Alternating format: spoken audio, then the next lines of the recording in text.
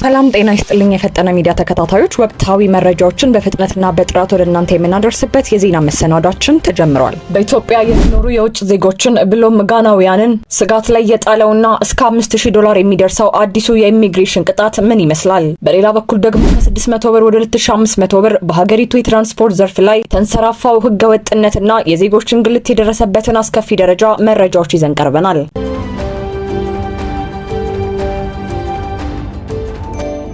በኢትዮጵያ የሚገኙ ጋናውያን ስጋት ላይ $5000 ቅጣትና አዲሱ የኢሚግሬሽን መመሪያ። የጋና የውጭ ጉዳይና የክልላዊ ውህደት ሚኒስቴር ባወጣው ይፋዊ መግለጫ በኢትዮጵያ የሚኖሩ ዜጎቹ የቪዛ ፈቃዳቸው ካለፈ በኋላ መቆየት የሚያስከትለውን ከባድ መዘዝ አስታውቋል። ይህ መግለጫ የወጣው የኢትዮጵያ ኢሚግሬሽንና ዜግነት አገልግሎት በቅርቡ ተግባራዊ ያደረገው አዲሱ የአሰራር መመሪያን ተከትሎ ነው። እንደ ጋና መንግስት ገለጻ ማንኛውም ጋናዊ የቪዛው ቆይታ ጊዜ ካለፈ በኋላ በኢትዮጵያ ውስጥ ከተገኘ እስከ $5000 በወቅታዊ ምንዛሬ ተመን ደግሞ ከ765,000 የኢትዮጵያ ብር በላይ የገንዘብ ቅጣት ይጠብቀዋል። ይህ ቅጣት ግን በዚህ ብቻ የሚያበቃ አይደለም። ግለሰቡ ቅጣቱን እስከሚከፍልበት ቀን ድረስ ዕለታዊ ክፍያዎችም አብረው እንደሚታሰቡ ተጠቁሟል።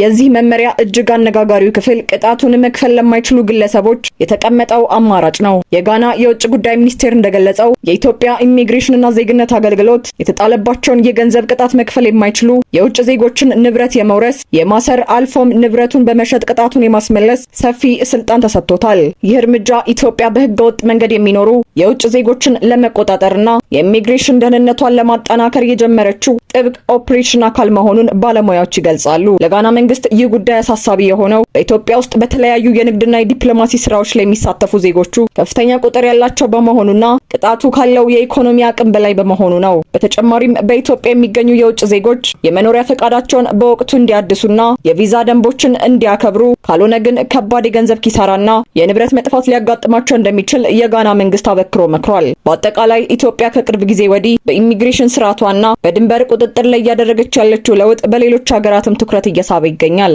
የጋና መንግስት ለዜጎቹ ያስተላለፈው ይኸው ጥብቅ ማስጠንቀቂያም አዲሱ የኢትዮጵያ ኢሚግሬሽን መመሪያ ምን ያህል ጠንካራና ቅጣቱም ከባድ መሆኑን ማሳያ ነው። በኢትዮጵያ የሚኖሩ የውጭ ዜጎች ከመኖሪያ ፈቃድና ከቪዛ ደንቦች ጋር በተያያዘ ራሳቸውን ከከባድ የገንዘብ ቅጣት፣ ከእስራትና ከንብረት መወረስ እንዲጠብቁ ይመከራል። እኛም በጉዳዩ ዙሪያ የሚወጡ አዳዲስ መረጃዎችን የተከታተልን የምናደርሳችሁ ይሆናል። በኢሚግሬሽን ህግ ዙሪያ የጋና መንግስት ለዜጎቹ ያስተላለፈው ማስጠንቀቂያና በሀገሪቱ እየታየ ያለው ጥብቅ ቁጥጥር ይህንን ይመስላል። ጉዳዩ በውጭ ጉዳይ ላይ የሚኖረውን ተጽዕኖ እንደተጠበቀ ሆኖ በሀገር ውስጥ ደግሞ የትራንስፖርት ዘርፉ ሌላው የዜጎች የዕለት ተዕለት የራስ ምታት ሆኗል።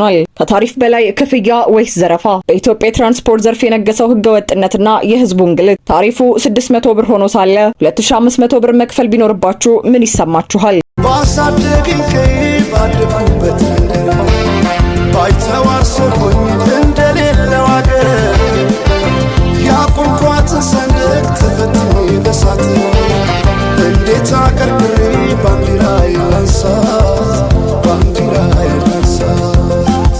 ዛሬ በኢትዮጵያ መንገዶች ላይ የሚስተዋለው እውነታ ከቁጥጥር ውጭ ሆኗል። አሽከርካሪዎች ካላወጣችሁ ውረዱ በሚል ማስፈራሪያ ተሳፋሪውን ሲያስጨንቁ፣ ደላሎች ደግሞ የራሳቸውን ታሪፍ እየቆረጡ ይገኛሉ። ከጎንደር እስከ ወልቃይት፣ ከአዲስ አበባ እስከ ክፍለ ሀገር ያሉ መንገዶች አሳሳቢ ደረጃ ላይ ናቸው። ዝርዝሩን እንደሚከተለው። የችግሩን ጥግ የሚያሳየው በቅርቡ ከጎንደር ወደ ወልቃይት በሚጓዝ የህዝብ ማመላለሻ ተሽከርካሪ ላይ የታየው ድርጊት ነው። ሰሌዳ ቁጥር 33110 የሆነው አባዱላ ተሽከርካሪ በአንድ ተሳፋሪ 608 ብር ማስከፈል ሲገባው በ4 እጥፍ ጭማሪ 2500 ብር ሲያስከፍል ተገኝቷል። የሚገርመው ግን ይህ አሽከርካሪ ለ4 ዓመት ህፃን ሳይቀር የሙሉ ሰው ክፍያ 2500 ብር ተቀብሏል። ምንም እንኳን የትራፊክ ተቆጣጣሪዎች ተሽከርካሪውን በቁጥጥር ስር አውለው ከ34000 ብር በላይ ለተሳፋሪዎቹ እንዲመለስ ቢያደርጉም ይህ አጋጣሚ በመላ ሀገሪቱ በየቀኑ ለሚፈጸመው ግፍ ማሳያ እንጂ ብቸኛው ክስተት አይደለም።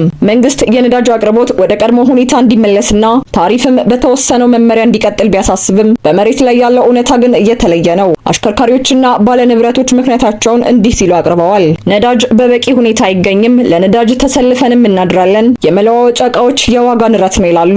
እነዚህ ምክንያቶች ለአሽከርካሪዎች ከፊል እውነት ቢሆኑም ጭማሪው ግን ካለው የኑሮ ውድነት ጋር ተደምሮ በዝቅተኛው ማህበረሰብ ላይ የኢኮኖሚ ስብራት እያደረሰ ይገኛል። በመናኸሪያዎችና መጫኛ ቦታዎች ላይ የመንግስት የታሪፍ ደንብ ዋጋ ቢስ ሆኗል። ደላሎችና ረዳቶች የመንግስትን ታሪፍ ወደ ጎን በመተው የራሳቸውን ዋጋ ይቆርጣሉ። ተሳፋሪው ደግሞ አማራጭ በማጣቱና ጉዳዩን ለማስፈጸም ሲል ብቻ በደላሎች የሚቆረጠውን የጉልበት ዋጋ ለመክፈል ይገደዳል። ባላችሁበት ዋጋ ካልተስማማችሁ ውረዱ የሚለው ማስፈራሪያ ደግሞ የጉዞ መርህ ሆኗል። ተሳፋሪው ተጭኖ መንገድ ከተጀመረ በኋላ ጭማሪ የሚጠይቁና ካልከፈላችሁ አንሄድም የሚሉ ተሽከርካሪዎች መበርከታቸው የህግ የበላይነት የታለ የሚል ጥያቄ ያስነሳል።